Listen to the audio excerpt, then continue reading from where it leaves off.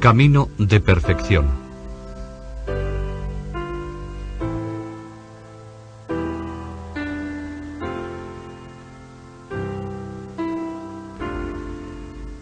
En ninguna de sus obras ha expuesto Santa Teresa de un modo más propio, preciso y concreto, de un modo más profundo y espiritual, el ideal de la intimidad divina. Ideal contemplativo que se pertrecha de oración y de penitencia con un fin apostólico. Santa Teresa ha tenido la misión de enseñar el camino que conduce a la oración. Sus hijas, viéndola tan absorta en la oración, tan entregada al Señor, comprenden su grandeza y qué cerca vive de Dios. Bastaba ver a Teresa en la oración para sentir el deseo de acercarse al Señor, de aspirar a la contemplación. Por eso, sus primeras compañeras le rogaron les enseñase el camino. Es la misma petición que hicieron los apóstoles a Jesús. Enséñanos a orar. Jesús respondió enseñándoles el Padre Nuestro, y Santa Teresa respondió con este libro que contiene el comentario de aquella sublime oración. Los santos son los miembros más eminentes del cuerpo místico de Cristo, los que le están más unidos y reciben de él más íntimamente la vida. No es extraño que Teresa haya respondido como Jesús. Según refiere San Lucas, y más ampliamente San Mateo, en el Sermón del Monte, Jesús nos enseña las disposiciones con que debemos orar y además, qué es lo que debemos pedir. Las disposiciones necesarias para la oración están expresadas en el siguiente versículo. Tú, cuando ores, entra en tu aposento y cerrada la puerta, ora en secreto a tu Padre, y tu Padre que ve en lo secreto, te dará la recompensa.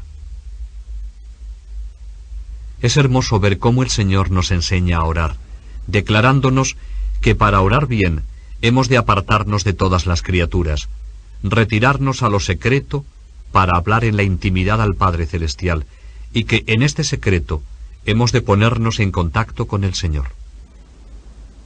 Hay que alzar una barrera entre las criaturas y nosotros para una oración personal.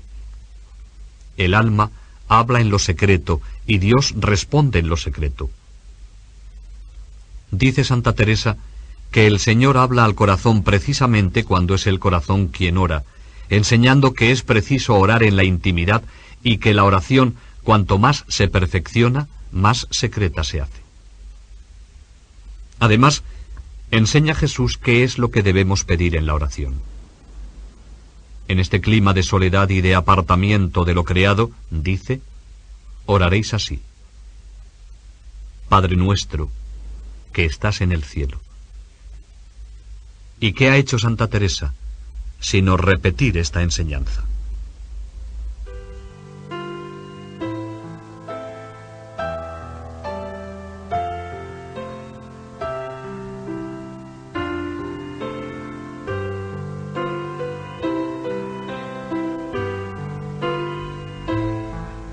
El camino de perfección fue el primer libro de Santa Teresa que vio la luz en letras de molde. Desde entonces, cuando un lector cualquiera se asoma a las páginas de este libro, es acogido sin distingos al coloquio espiritual. Se sentirá llamar hijo, hermano, amigo, como si realmente perteneciese al cenáculo íntimo de quienes conversaban con Santa Teresa. El lector se encontrará personalmente con la autora, presente y vivaz en cualquier página del libro. Santa Teresa está pronta a pasar sin rodeos de la doctrina a la confidencia sobre lo vivido o desvivido por ella. Sobre todo, el lector puede asistir a un cuadro sencillo y emocionante. Teresa entra en coloquio con Dios. Un Dios cercano y real, como el mismo que lee. Teresa le habla desde cualquier página. El lector se siente alcanzado por el fuego de ese encuentro de Teresa con Dios. Puede asomarse al panorama de su piedad eucarística, puede verla recitar el Padre Nuestro, o entrar en comunión esponsal con Cristo, o abandonarse al deseo del agua viva y repetir: Señor, líbranos del mal. Para el hombre de hoy, esa pedagogía es avasalladora, sin amaneramiento ni convencionalismo, ni sobrecarga de teoría. Santa Teresa tiene para él un mensaje de vida cristiana, de oración, de llamada a la experiencia de Dios y a la santidad. La respuesta de Teresa a quienes le rogaban que les enseñase el camino de la oración está adaptada a las personas que buscan una forma particular de plegaria, la contemplación.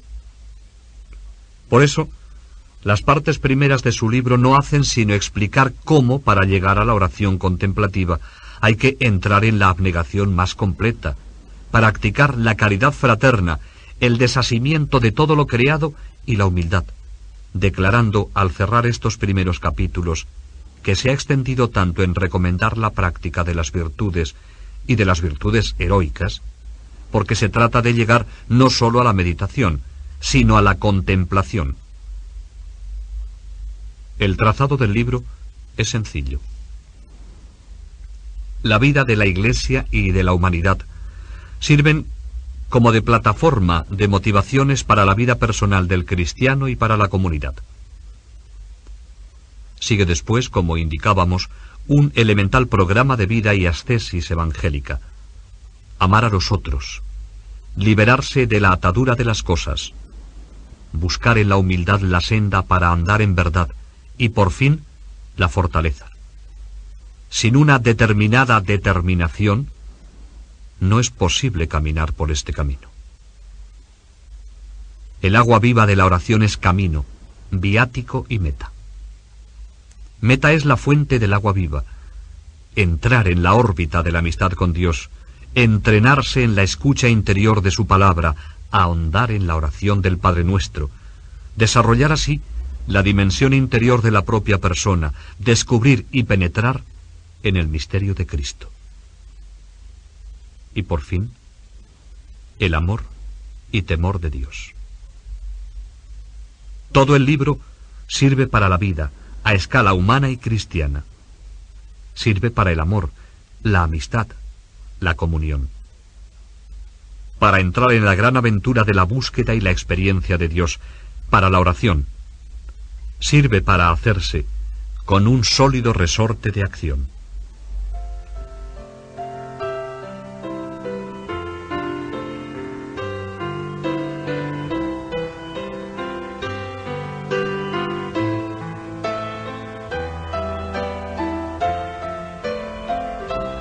Para ambientar al alma en una atmósfera favorable a la contemplación, empieza Santa Teresa estableciendo este principio. Si queremos llegar a una íntima amistad con Dios, que nos permita impetrar para la Iglesia gracias sin cuento, tenemos que protestar a Dios nuestro amor y demostrárselo, haciendo por Él lo que nos cuesta. La oración encuentra en la mortificación el apoyo necesario para transformarse en contemplación. Así deja establecido Santa Teresa el principio de que regalo y oración no se compadecen. Es aquí donde ella afirma que para exponer bien lo referente a la oración es preciso insistir en la mortificación. Se ha propuesto hablar de la oración, pero antes advierte. Antes que diga de lo interior, que es la oración, diré algunas cosas que son necesarias tener las que pretenden llevar camino de oración, y tan necesarias que, sin ser muy contemplativas, podrán estar muy adelante en el servicio del Señor, y es imposible, si no las tienen, ser muy contemplativas, y cuando pensaren lo son, están muy engañadas. El Señor me dé favor para ello y me enseñe lo que tengo que decir, porque sea para su gloria. Y dice a continuación: no penséis, amigas y hermanas mías, que serán muchas las cosas que os encargaré. Solo 3 cosas me extenderé en declarar. Porque Importa mucho entendamos lo muy mucho que nos va en guardarlas para tener la paz que tanto nos encomendó el Señor, interior y exteriormente. La una es amor unas con otras. Otra, desasimiento de todo lo criado. La otra, verdadera humildad, que aunque la digo a la postre, es la principal y las abraza todas. Sorprende constatar en Santa Teresa un alma eminentemente mística.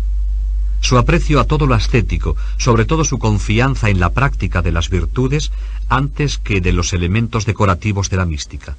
Visiones, locuciones, revelaciones, éxtasis, etc.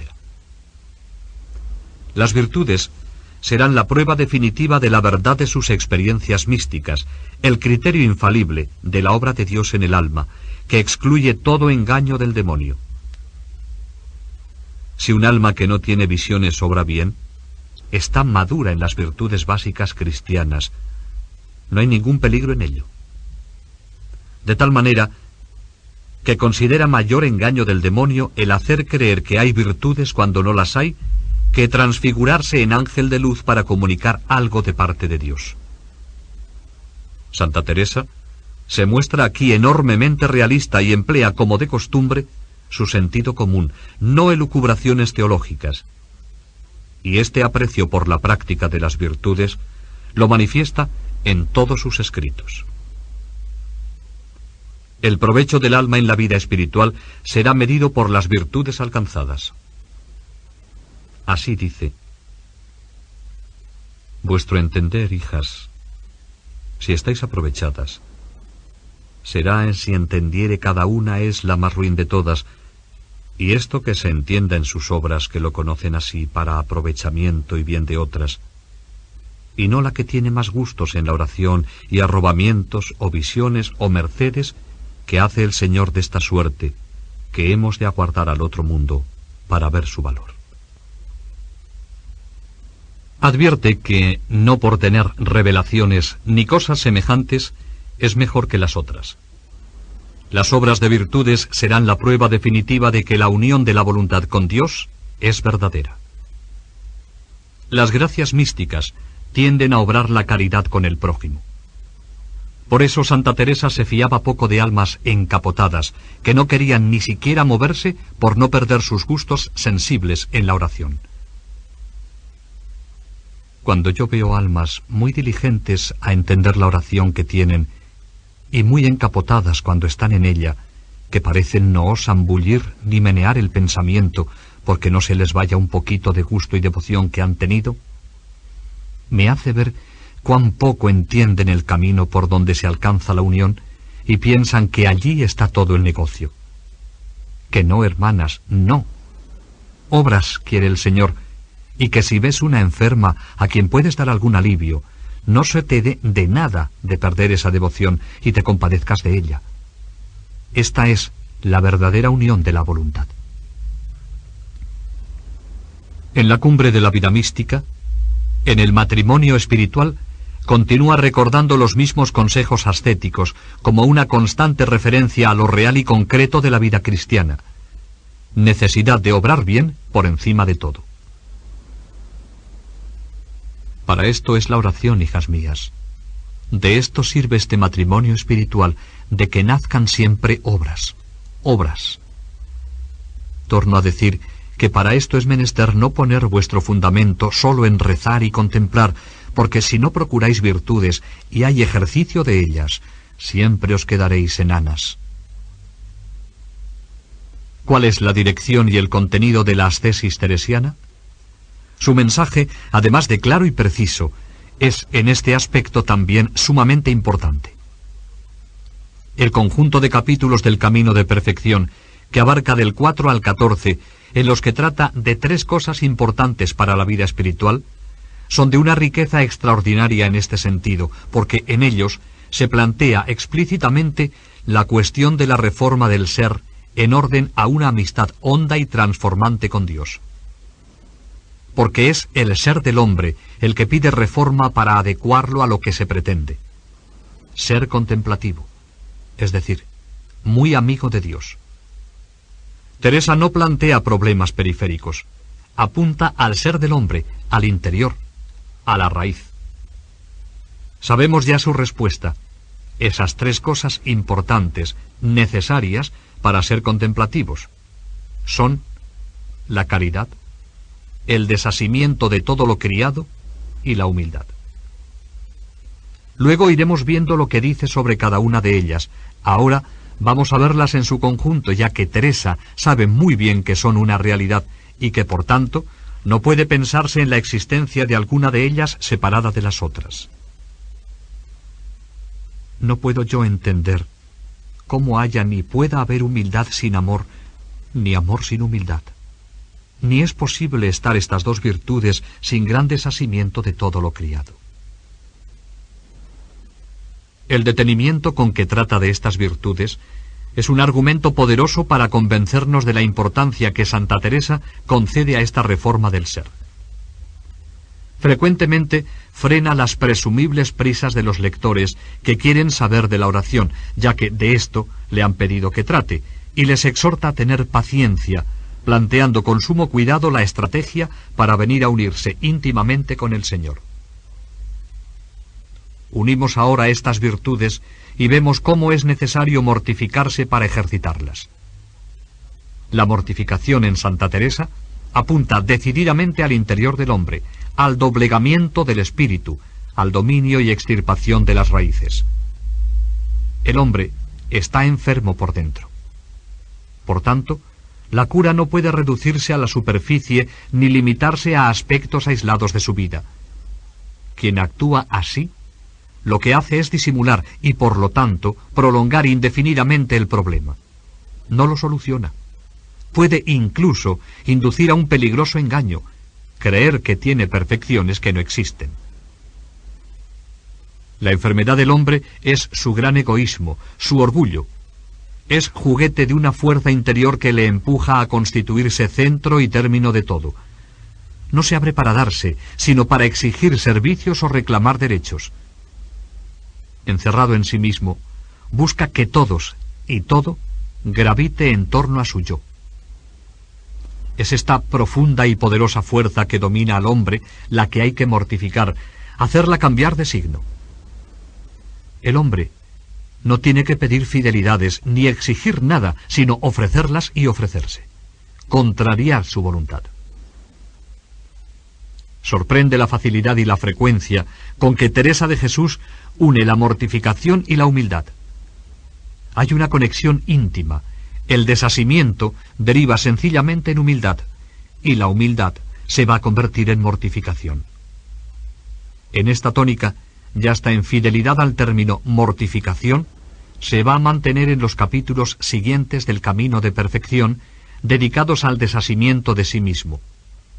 Preocupación excesiva del propio cuerpo, y más principalmente de los movimientos internos de preeminencia, honra y de honor que se creen conculcados por las personas entre las que se vive. Se ve que bajo el término mortificación hay una clara voluntad en Santa Teresa de atraer la atención de sus lectores hacia el interior, de situar dentro el campo del trabajo ascético. ¿Por qué nos hemos de detener en mortificar lo interior? Pues en esto está el ir todo esto otro muy más meritorio y perfecto. La mortificación del interior es guerra contra nosotros mismos, opción decidida y constante, directamente buscada a un yo que pretende erigirse en dueño afirmando derechos y que tiene que rendirse a las instancias del otro yo superior, que es Dios, en el que se encuentra la razón y la fuente de la vida verdadera. Hay que rehacer el yo contrariándolo, matándolo, porque no solo no ayuda al desarrollo de una vida nueva tras la que se va, sino que se enfrenta violentamente con ella. Se trata de cambiar totalmente la dirección de la corriente de la vida, dirigiéndola no ya a nuestro yo, sino al yo divino.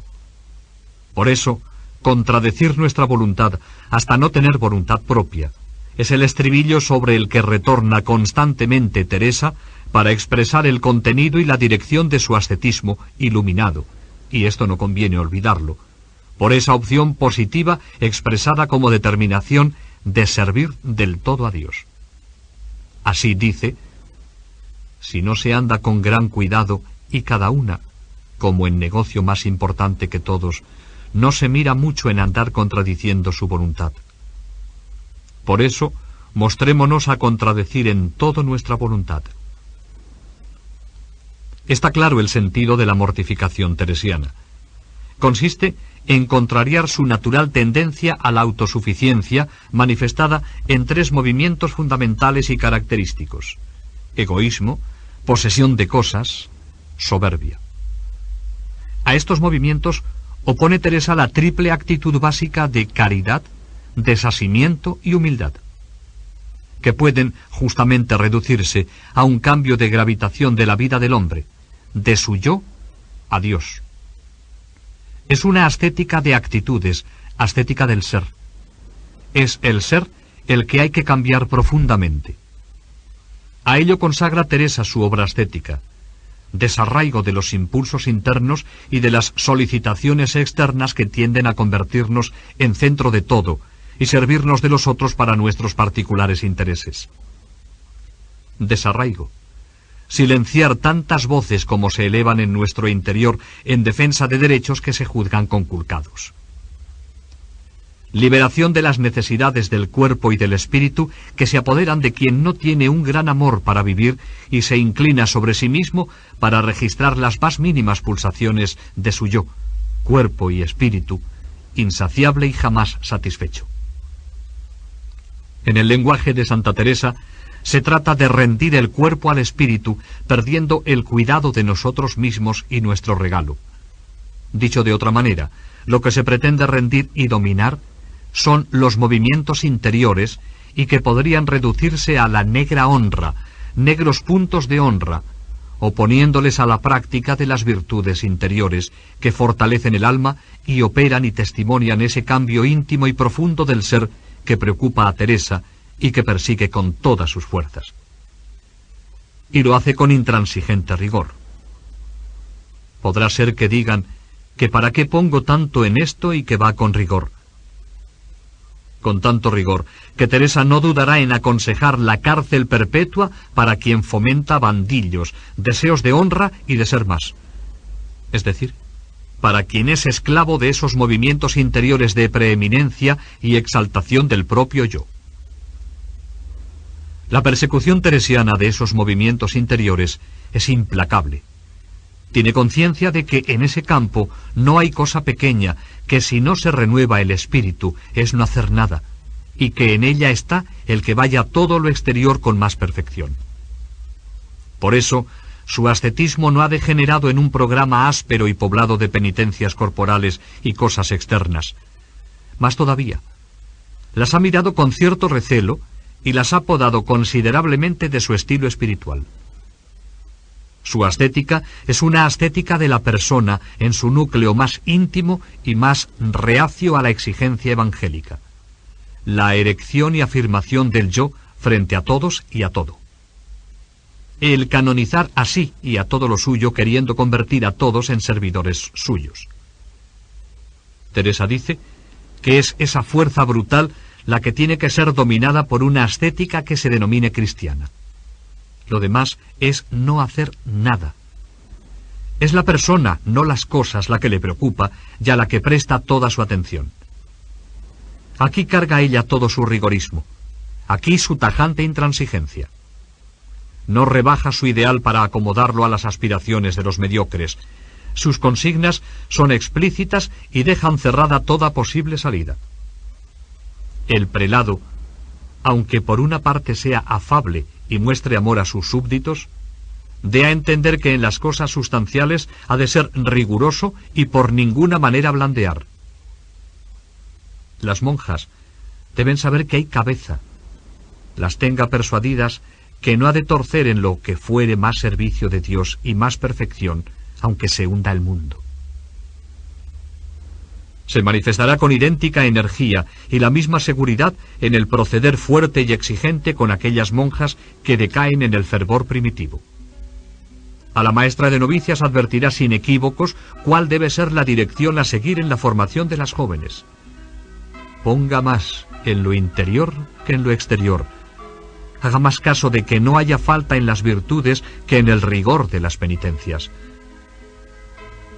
Lo que Santa Teresa exige son las virtudes interiores, y esta exigencia, aunque a veces se refiere concreta y directamente a cosas y casos que en su entidad son pequeños y pueden parecer accidentales, apunta siempre al espíritu, a la actitud interior que revelan y de la que nacen, o también a cosas y casos que atentan contra el ambiente comunitario de generosidad.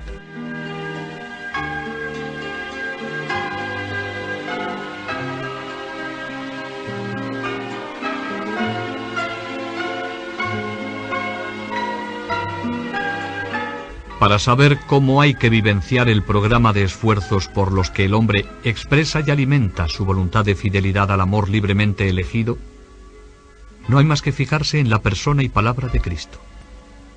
No hay más que una ascética, que es la cristiana, de la que se alimentan con pequeñas matizaciones todas las espiritualidades. No es materia que se pueda elegir, campo por el que se pueda optar o preferir según apetencias personales. El Santo Mayor es el que más se conforma con el hombre crucificado, Cristo Jesús. La cruz, que está en la cima del misterio cristiano, forma parte de la dinámica espiritual. La ascesis cristiana es fundamentalmente cuestión teologal, acogida de un Dios trascendente que compromete al hombre en ese rehacerse a sí mismo y conformarse con Cristo Jesús a lo largo de su existencia. De esta ascética cristiana se alimenta la ascética teresiana. Este sería un pequeño esquema de la dinámica de la ascesis que hay que imprimir en la vida según se deduce de la vida de Teresa y de sus escritos. La percepción del misterio de Dios conduce a Teresa a radicalizar la opción por Él, a vivir como Cristo, a asumir la norma evangélica sin apaños ni concesiones, a enfrentarse con la cruz por un movimiento irrefrenable de conformación con su esposo. La conciencia de la persona humana, sus valores, sus límites, la llevan a la comprensión y al cultivo de las cualidades que hacen agradable la vida de comunidad, virtudes sociales, alegría, sencillez, sinceridad, valor, pensamientos elevados. Y todo esto dice que hay que vivirlo con determinada determinación, decididamente, con animosidad, sin condiciones, con generosidad y entrega.